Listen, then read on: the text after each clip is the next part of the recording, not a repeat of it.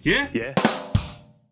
On to my number 2 then, a game that's been talked about a lot this week. It is Metal Gear Solid 5 Ground Zeroes. I believe that's his exact name. So yes, I think people know what this is. This is the prequel. It's kind of difficult to describe. It's the prequel standalone game to the proper Metal Gear Solid 5 Phantom Pain, which is due out in 2015. It is a short single mission campaign where you play as Snake, and he basically has to infiltrate the equivalent of Guantanamo Bay and rescue 2 prisoners, Paz and Chico, and then extract them by helicopter.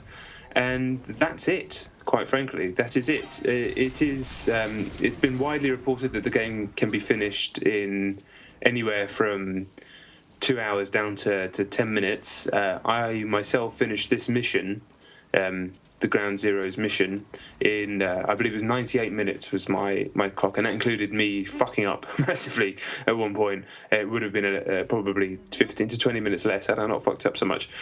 So yeah, I mean, that is obviously quite short, and much has been said about that, and we'll go on about that in a minute. But to talk about the game itself, played it on Xbox One. I thought it looked gorgeous, absolutely gorgeous looking game.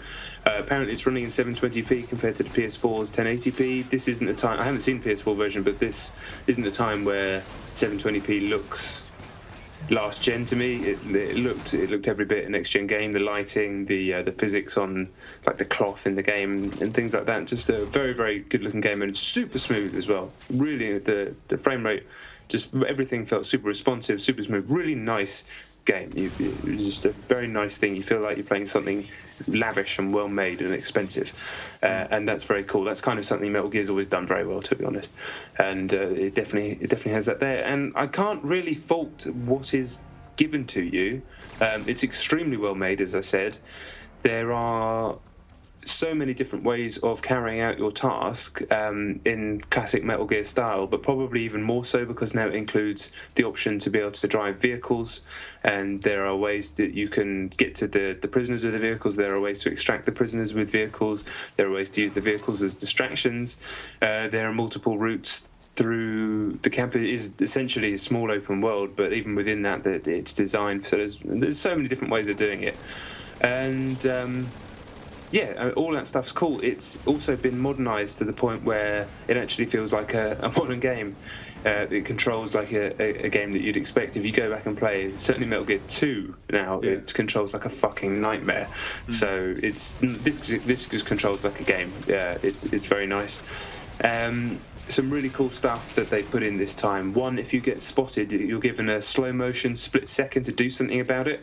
So the camera will quickly pan to who spotted you, and you can basically shoot them, or if you're close, grab them, or do whatever you choose to do in that situation. But it's normally shoot them, and it slows it down and kind of proper bullet time where you can see the bullets. It's a nice, as someone who quite often gets spotted and gets frustrated in stealth games, that's a nice. It's a nice little touch, and it kind of makes the whole thing more cinematic than it used to be, and yeah, it's just a really nice system.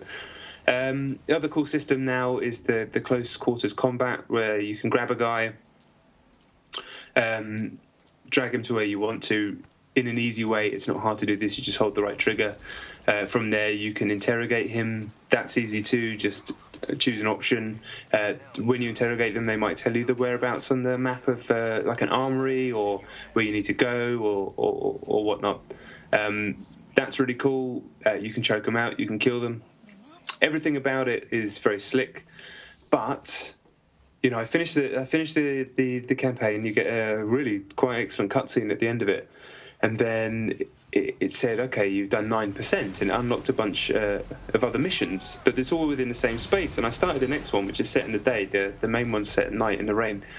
And I started playing it, and I was like, yeah, this is good. And I was like, am I really going to do this? Am I going to do 6 missions in this level, just sneaking about? I don't know if I am. And it kind of pissed me off, because I get the point. I put out a tweet this week, and it said it was probably a bit of a dickish tweet, but it was something like relentless cognitive dissonance is the curse of the level-headed. And what I meant by that, I was actually a reference to this game, but I don't know why I said it like that. I was just being a dick.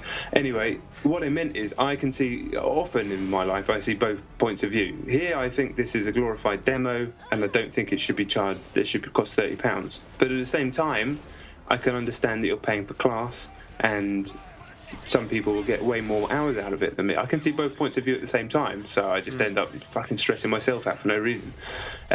So I definitely feel like that with this, and I haven't really landed on an opinion either way, but ultimately the only thing that I know annoys me is if you look at the box cover.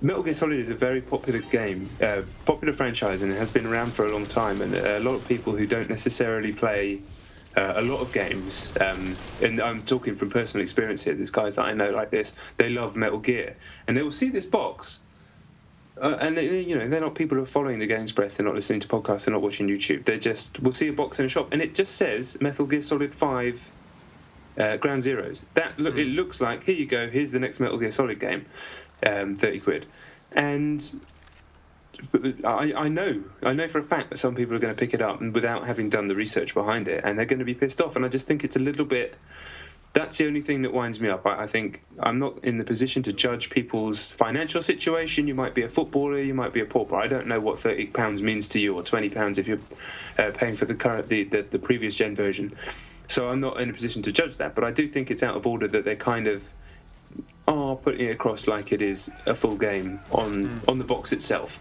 So yeah, that's a bit out of order, and I don't know. It's, to me, what annoys me the most is I would happily pay even a premium price for the full Metal Gear Solid 5, say it costs 60 quid or whatever, with this in it, and I think this would go down as one of the greatest missions in any game ever, just because it's the breadth of scope of all the different ways you can do it. But on its own, you're just like, okay, this is really well made, but really?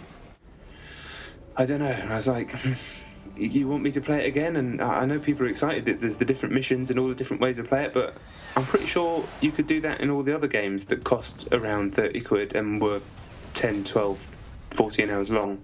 You could play them in all sorts of different ways and get rewarded for doing so. So, I don't know. I'm certainly not as positive as some people about it, as well made and fun as it is. Yeah, I finished it earlier today, and I played a couple of the side missions, the extra missions. I mean, I feel exactly the same way. A lot of people have got kind of combative and said that, they've got quite angry about the fact that people are calling it a demo. It is a demo. I don't know what the history of it is. I don't know whether it was originally going to be free or what, but it is very peculiar that they've put it out the way they have. It's an incredibly simple rescue mission. I did it 3 times. It's challenging however you do it, and it is incredible. Look, it feels like you're getting a taste of something that's still in the future, and it just, you can't put a price on that. For some people, this will be worth every penny. I said to a friend earlier today, I played the Titanfall beta for 20 plus hours. I'm sure most people didn't play it for anywhere near that. The difference is that obviously I didn't pay for that. So I did it 3 times. I did it twice, basically as Rambo, and once sort of in a sort of more stealthy way.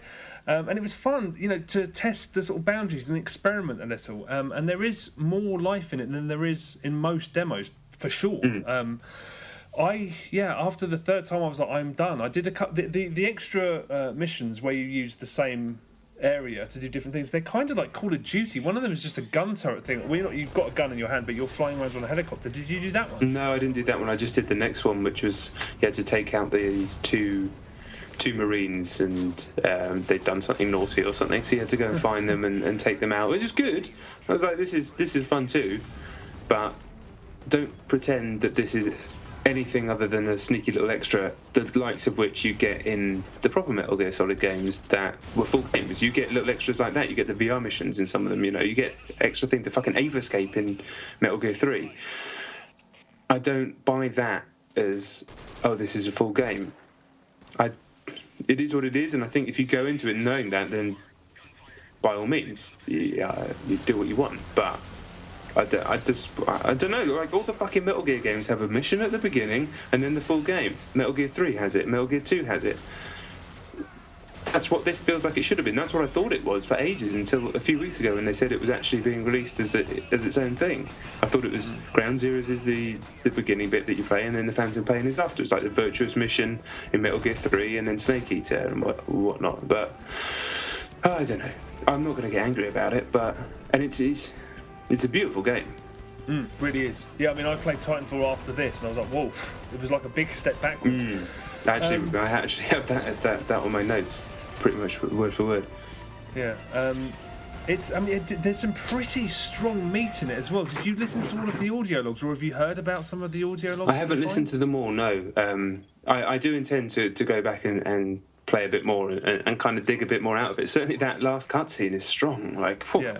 You know, that really had me reacting. Let's put it like that, because I don't have to spoil it. But I thought it was really well done. But yeah, I mean, I read that excellent piece on The Guardian today about the game, which kind of made me look at it I thought it was just a really well written piece, and I love pieces that make you think about games in different ways, even if you end up not necessarily agreeing with everything that you say about how the game is and its length and value and whatnot. But yeah, I haven't, but I hear that there's some quite strong stuff in there.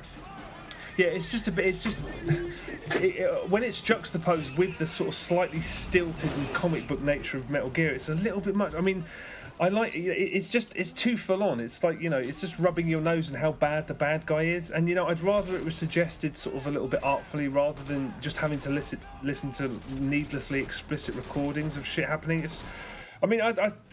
They're successful, but I just think they're, you know, any artistry is about good taste, and I think they just go over the boundary there, especially when it's juxtaposed with something that's as sort of mildly goofy as Metal Gear is. The presentation throughout is immaculate, but the process of playing after I'd say midway through the second time was actually quite dull, because for me it is very much a demo, and I didn't want to play it again. I don't want to play demos. But the thing is, if you're a fan and you want, if you've been waiting for this like for a month, I reckon you'll get more than your money's worth out of it. I have no doubt that people are going to play around and see what's possible. Yeah. But as I said about the Titanfall beta thing, I played that for an untold amount of times. I don't think anybody should be that comfortable with being made to pay for something, which is an advertisement and a demo for a game that's not out yet. I mean, it's a wonderful advert for the Fox engine and for Phantom Pain, but if you're not a hardcore fan, I don't think it's essential at all.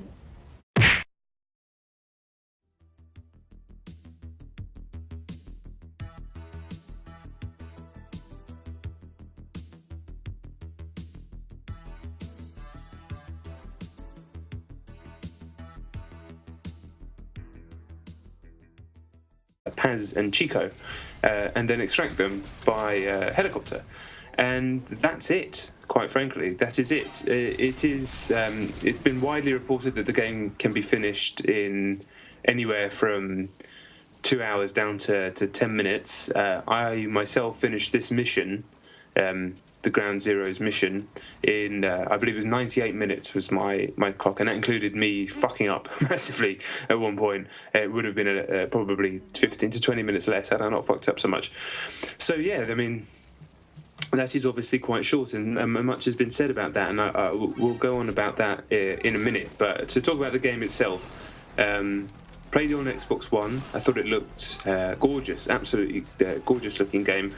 Apparently it's running in 720p compared to the PS4's 1080p. This isn't the time, I haven't seen the PS4 version, but this isn't the time where 720p looks last gen to me. It looked every bit a next gen game. The lighting, the physics on standalone game to the proper Metal Gear Solid 5 Phantom Pain, which is due out in 2015.